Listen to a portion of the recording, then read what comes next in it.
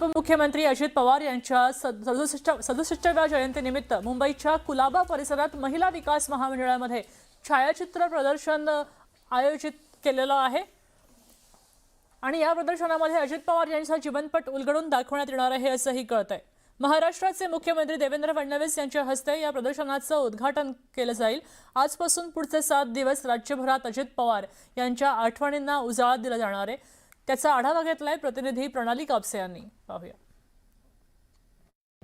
राज्याचे दिवंगत उपमुख्यमंत्री अजित पवार यांची जयंती आहे उद्या आणि त्या निमित्तानं या ठिकाणी आपण पाहतो आहे की महिला विकास महामंडळाचं जे सभागृह आहे त्या सभागृहामध्ये अजितदादांचे लहानपणीचे जे फोटो आहेत किंवा त्यांचा संपूर्ण जीवन प्रवास जो आहे तो छायाचित्रांच्या माध्यमातून या ठिकाणी दाखवण्यात आलेला आहे। अजित स्मृती अविट स्मृती अशा पद्धतीचं हे प्रदर्शन आहे, चित्र प्रदर्शन।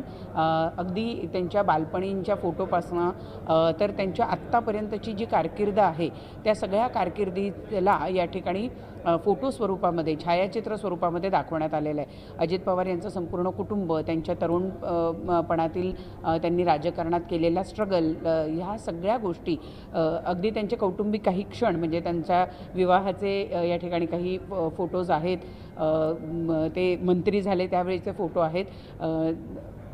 जनसामान्यांसाठी त्यांनी जे स्वतःला लुटून दिलेलं होतं ते सगळे छायाचित्र या ठिकाणी आपल्याला बघायला मिळतं। त्यांच्या आईबरोबरचा त्यांचा फोटो, त्याचबरोबर कुटुंबाबरोबर जे काही चांगले क्षण घालवतो त्यावेळेचे संपूर्ण फोटोज आहे ते या ठिकाणी लावण्यात आलेले आहे। अजित पवार यांचं अचानक जाणं हे सगळ्यांच्याच मनाला चटका लावून गेलेलं आहे। आता खरं तर 6 महिने होणार आहेत त्यांच्या जाण्याला आणि त्यांची ही जयंती आहे, 67वी जयंती आहे आणि त्यानिमित्त या छायाचित्रांचं प्रदर्शन महिला विकास महामंडळ या ठिकाणी उभारण्यात आलेलं आपण पाहतो की पवार कुटुंबाची दिवाळी सगळ्यांनाच माहिती आहे आणि त्या दिवाळीच्या दिवसांमध्ये संपूर्ण पवार कुटुंबीय हे सुट्टी काढून एका ठिकाणी एकत्रित येऊन दिवाळी साजरी करतात। अजित पवारांच्या बहिणी, त्यांचं संपूर्ण कुटुंब या ठिकाणी आपण बघतो आहोत छायाचित्रांच्या माध्यमातून या ठिकाणी दाखवण्यात आलेल्या कौटुंबिक वातावरणातले अत्यंत सुंदर असे हे सगळे क्षण आहेत। सुप्रिया सुळे, खासदार सुप्रिया सुळे, शरद पवार, त्याचबरोबर रोहित पवार यांच्याबरोबरचे सुद्धा फोटो या ठिकाणी आपल्याला बघायला मिळत आहेत। अजित पवार हे त्यांच्या काकी म्हणजे शरद पवार यांच्या पत्नी यांच्या खूप जवळचे होते, त्यांचासुद्धा एक सुंदरसा फोटो या ठिकाणी आपल्याला बघायला मिळतो आहे। असेच कुटुंबातल्या सुंदर क्षणांचे, अजितदादांचे राजकीय कारकिर्दीचे म्हणजे यावेळची जी विधानसभा निवडणूक अजितदादांच्या नेतृत्वामध्ये लढली गेली, पक्षाचे 2 पक्ष झाल्यानंतरचे त्यावेळेचं जे फोटोशूट आहे त्या फोटोशूटचे फोटोसुद्धा या ठिकाणी लावण्यात आल्याचं आपल्याला बघायला मिळतं आहे। एकूणच अतिशय सुंदर असं छायाचित्रांचं प्रदर्शन या ठिकाणी लावण्यात आलेलं आहे।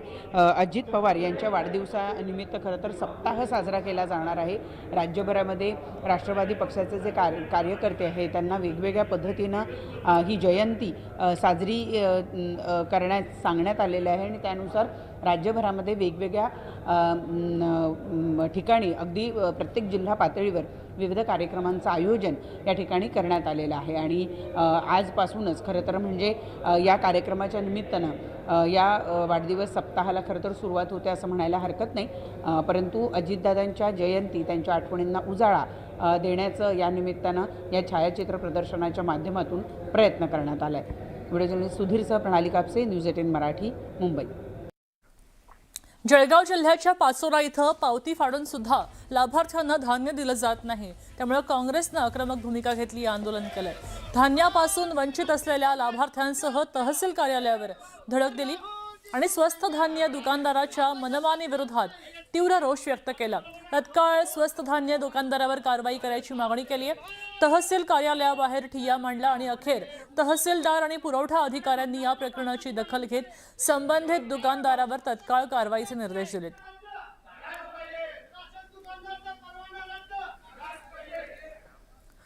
पुणे सातारा महामार्गावरच्या सेंदेवाडी परिसरामध्ये झालेल्या खुनाचा ग्रामीण पोलिसांनी उलगडा केलाय आणि 4 आरोपींना अटक केली आहे। पोलिसांच्या तपासानुसार मुख्य आरोपी मंथन वैद्य यांना वडिलांच्या 23 वर्षांपूर्वी झालेल्या हत्येचा बदला घेण्यासाठी साथीदारांच्या मदतीनं ही हत्या केली अशी कबुली दिली। आरोपींकडनं देशी बनावटीची पिस्तुले आणि 3 जिवंत काडतुस जप्त केलेली आहेत।